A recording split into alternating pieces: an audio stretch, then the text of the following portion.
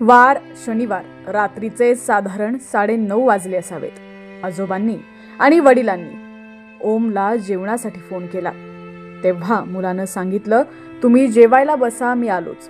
त्यानंतर पुढच्या 10 मिनिटात अशी एक विचित्र घटना कानावरती ऐकू आली आणि संपूर्ण घराचा थरकाप उडाला।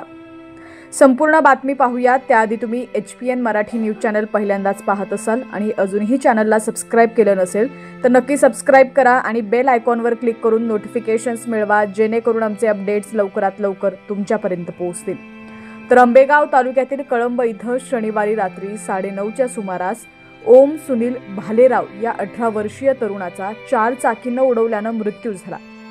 कळंबमध्ये राहणारं भालेराव हे शेतकरी कुटुंब। ओम हा त्याच्या आई वडिलांना एकटाच होता। 12वी झाल्यानंतर त्यानं पुढील शिक्षण न घेता शेतीकडे वळाला। घरातील सर्वांचा ओम हा लाडका होता। गेल्या वर्षीच शाळा सोडून तो व्यवसायाकडे वळाला होता। ट्रॅक्टरचा व्यवसाय तो करत होता।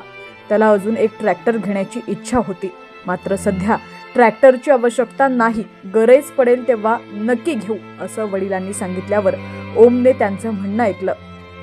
राष्ट्रवादीचे आमदार दिलीप मोहिते पाटील यांचा पुतण्या मयूर मोहिते हा त्याच्या फॉर्च्युनर गाडीनं कळंबकडून मंचरच्या दिशेनं जात होता।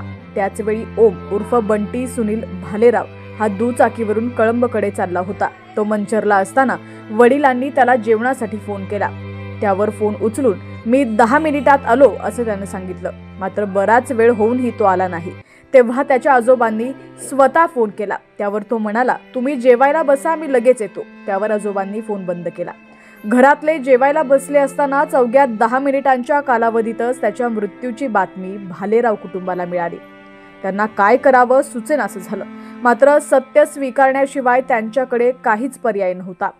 ओमच्या घरात आई, वडील, आजोबा, बहीण असा परिवार आहे। ओमच्या जाण्यानं मात्र संपूर्ण कुटुंब हादरून गेलं। त्यांना भेटायला येणारा प्रत्येक व्यक्ती हा ओमच्या आठवणींना उजाळा देत आहे। कुटुंबीय ओमच्या आठवणीनं व्याकुळ झालेले आहेत। ओमच्या मृत्यूनं कुटुंबाचं मोठं नुकसान झालंय। अतिशय ही दुर्दैवी घटना आहे आणि अशी वेळ कोणत्याच आई वडिलांवरती येऊ नये ज्यांनी आपला एकुलता एक मुलगा गमावलेला आहे।